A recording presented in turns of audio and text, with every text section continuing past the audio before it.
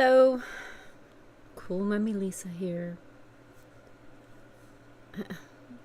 Do I need to tell you every single time who I am? Probably not, but I'm so used to doing that from my podcast that I keep saying cool Mummy Lisa here. Well, obviously you guys know who I am, especially after showing you my little,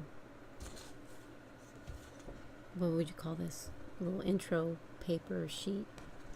Anyway, today is Monday, the 30th? Just in case you guys forgot what day it was. It's going to be August next month. In just a couple of days. Oh my gosh. This time's going by fast. School is going to start.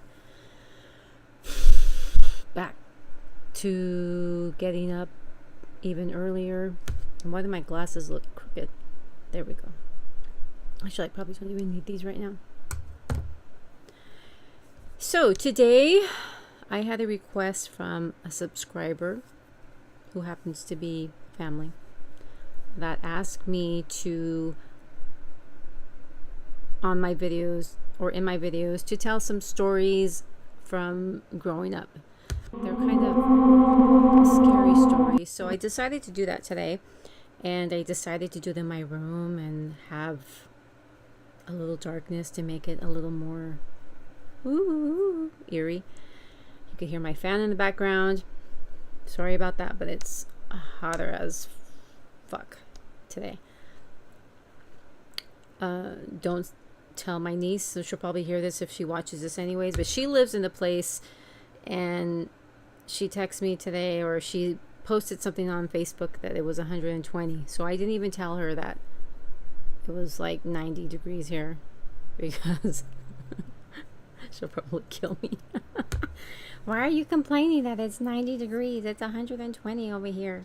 So, shh. So, back when I was probably about, I don't know, maybe 9 or 10. I can't remember how old I was. Whenever the first Evil Dead movie came out, the very first one, that's back in 1970 something. I think that's when it was. That's when this happened. It was the very first day it came out, the Evil Dead. That was the very first scary movie I saw. My mom took me, two of my sisters, to go see that freaking scary movie. And that's when my very obsession with scary movies began. So it was very late when we came back. It was maybe about midnight by the time the movie was over, and we were coming home.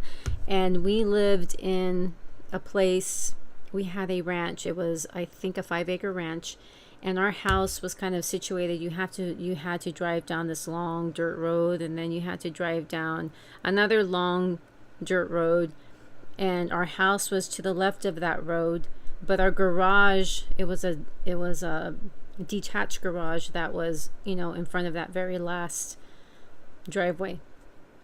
And our house was white, the garage was white, and we had this big giant super tall fence in front of the house because we had a pool. So if anybody ever came over, they usually went through the back door because we always had the gate locked because we had a pool. So the way they had it, the house, it was a little weird how the backyard was kind of in the front, but I don't know, it was just strange. The front door was all gated and so forth. So it was late, it was dark. I don't remember if it was summer or when it was, but I don't remember it being too cold. But my mom always told me, Lisa, do not, if you're going to ride your bike, you need to put your bike up against the garage when you're done, because I don't want to have to drive and then have to get off the car to go move your bike. So you need to be responsible, and if you're going to ride your bike, you need to put your bike away. Okay, Mom, sure, whatever. Of course, I didn't listen. So it's late, midnight or close to, and we drive down the first dirt road. We'll make a left. We're coming down the other dirt road, and what is in the middle of the dirt road driveway, my bike. She stops immediately and she says, Nana was a name that they used to call me back then. I actually only have one sister who still calls me that once in a while. And she immediately stopped the car and said, "What did I tell you about leaving your bike? Now you need to get off the car and you need to go and put your bike up against the driveway or the garage so I can park the car." So here I am, whatever age I was, 9, 10. We just saw The Evil Dead. I was, probably scared. I'm like, okay, I didn't want Mom to be mad at me. So I got off the car. I was in the back. My sisters let me out. It was just a two-door car. My sisters let me out, or one of my sisters let me out. And I went, like a 9 or 10-year-old would be, scared, but then huffing and puffing because I didn't want to have to put my bike away. But then I knew that I should have put it away, then I wouldn't have to be dealing with that. So I went and I'm walking. My mom has the lights, her headlights on, shining so I could see where I'm going because it's very dark out there. And like I said, we lived in 5 acres. We were surrounded by trees, and in the back there were some other homes or houses on our property that were a little kind of eerie. So I go and I'm putting my bike, and I'm starting to put my bike up against the wall. So I should have grabbed the picture that I painted a few months ago to go with the story I had told. I had written this story and I had put in, there's an online magazine that I was writing for, and there's a picture I drew, but just to kind of give you a picture. So here's the white garage and I'm walking towards it. So here's the garage, I'm walking towards it, and there's just a window, and then to the right of that there's a garage door. So I'm walking, that's me walking, and I'm putting my bike away. And as I am starting to put my bike up against the garage, the outside of the garage, from out of nowhere, there was this yellow light, this light just was shining on me. It was like it came out of nowhere. It was not a helicopter, because if it were a helicopter, you would hear the helicopter. You would feel the wind, that the propellers on the helicopter, you would feel that wind that it makes. We would hear all our wheat, grass, whatever you call that shit, hay, whatever. You would hear that moving or bustling about, but it wasn't rustling or bustling, whatever. So you would hear that. There was none of that. I mean, I don't know if it were an airplane, same thing. Maybe you wouldn't get all the wind or whatever, but it just came out of nowhere. There was no noise before. There was no noise. There was no kind of noise. The light just came. It was just, all I remember is looking up at the light, and I was mesmerized by it. I was just completely mesmerized. I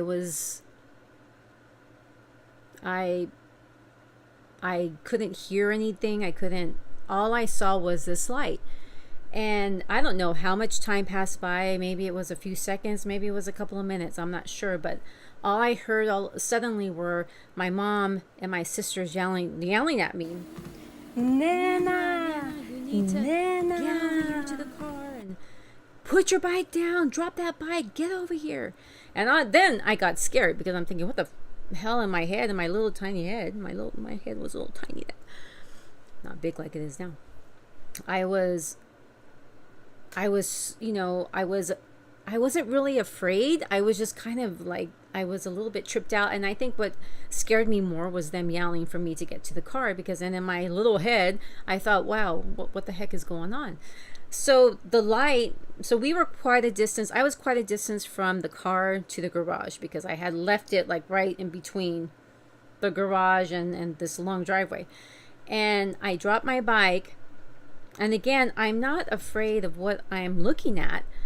I'm more afraid that my sisters are calling me. I'm like, what the hell's going on? So I drop the bike and I start running towards my mom and my sisters. They're all out of the car because they're seeing this light as well. And as I'm running to the car, the light, and it was a big light, it was following me. It just kind of followed me. And it wasn't like a big light, like somebody was shining this big flashlight on you, or I it was in the sky. It was shining down on me, and as I was running to the car, it followed me. I got to the car, my mom grabs me, and as we're running, it's following us back. So like I said, we had the house was weird. It had a big gate in the front, and you could not get in unless there was a big lock and this and that. So we had to go through the back. So as we're running towards the back, because we had to go to the back door, running past the garage, this light follows us, and the light when it was shining down on the garage, it made everything pretty much transparent. It was as if there was no walls in the garage. Everything, it was just really weird. You could see through it. And so we're running, and I'm noticing all these things as I'm like I said, wasn't really scared. My sisters and mom just kind of made it a little bit more scary for me. And we're running to the back, and the light's following us. It's just following us. We're standing there trying to open the door, and the light is still there. It's not moving. It's not budging. The light is still there. My mom is freaking out. My sisters are freaking out. We're banging on the door. Now in our house, going back, where the living room was we had, a pretty long house. It was way on the other side of the house. My dad and my uncles were in there, and I don't know if they were listening to music, but they didn't hear us banging on the door. So we're banging on the door. My mom's trying to find her keys in her purse. She can't find her keys in the purse, or she drops them. She's trying to open the door, and she finally gets the door open, and they run to the back of the house, and they're like, there's something back there. There's something back there. You need to go see what it is. There's like this light, and we don't know what it was. They go back there. Poof, it was gone. It was just, there was no trace of it. They looked everywhere. There was nothing in the sky. It was just gone. And my nieces, sometimes they laugh at me a little bit, because I always said that after that happened, I always felt that there was always something out there. So like I said, we had this big home. There were all kinds of trees that surrounded, that were around our house. And after that, every night, it's almost like a goddamn scene, a fucking scene, like that's better, from Close Encounters of the Third Kind. The little boy was always waking up and looking for these aliens were looking for him, and he knew that they were going to come for him. And that's always how I felt. I would always get up, and I had never seen that movie. I think that movie came out after all that happened. And I always felt that there was something out there. So every night I would wake up, and I would go to my window, and I would just stand there, and I just felt there was something out there. Like I was waiting for something to come back. Never came back, but I was always waiting for it and always looking. And my mom, that just freaked the hell out of her. She ended up, growing up Catholic, she ended up, calling the priest, and the priest had to come and had to, holy water the house all over and holy water me. And because they probably thought it was with a fucking demon or something. And I still am. But she wanted to make sure that whatever it was, that it wasn't going to come near me. So I remember the priest coming and praying for me, with putting this thing on my head, and just sprinkling, however they do it, the holy water all over their house with their little thingy, but I've always been like that. I've always, every time my nieces or somebody thinks they see a UFO, they call me, and I always laugh and say, oh, they're coming for me, they're looking for you, Thea, and they laugh, I believe, and you could call me crazy, you could call me whatever you want. This is my show, Cool Mommy Lisa show. I believe in UFOs. I don't think that there could be this humongous universe, and we are the only living, breathing things here. I'm not saying they have to look anything like you see on television. It's not like the alien from Alien movie. It's not like the aliens from Men in Black, or anything weird. It could be any type of living thing that is not of our world, but somewhere else. There's so many different things that go on in this world, and you just have to think, like, how in the fuck do people come up with these ideas? How did this man want to build a dome that there was no way this man, there's a story that if you read like into some conspiracy theories and so forth, that talk about this man who built a dome. And I mean, the configurations for the dome he built, there was no way any human could do that. I mean, we're smart. Well, we ain't that fucking smart. So how have we come to invent all these things? I mean, I know that there's geniuses out there. There's very smart people, but I don't know. Because as humans, we do some pretty stupid, fucked up shit. So how is it that we are so smart that we could build these things, but we can't fucking get a clue about other things? We're stupid, but then we're so smart. And it's just, how do some of these things that we have, the technology we have, how does it come to be? I just don't get that, because we're smart. Well, maybe I'm not that smart, but there are some people who are so genius smart, like Albert Einstein or whomever. How in the fuck do they come up with this shit? Electricity and doing this. I mean, I try to think about it and my head just kind of like hurts and I get a headache. But it's just, to me, it's just weird. That's my story. My nieces wanted me to tell the story because they just love hearing about this. And what do you think? Do you believe in UFOs? What do you think it was that I saw that night? I'm sure that there could be some logical explanation somebody wants to explain to me, but I know what I saw. It was real. And ever since then, I've always believed in UFOs. I even got a tattoo on my back of a UFO, and people always ask, why did you get a UFO? Well, that's why. And that's the end of my story for today. I hope you enjoyed it. Subscribe, like, subscribe, like. Thanks for watching the Cool Mommy Lisa show. Until next time, maybe I'll have another cool story for you. Ciao.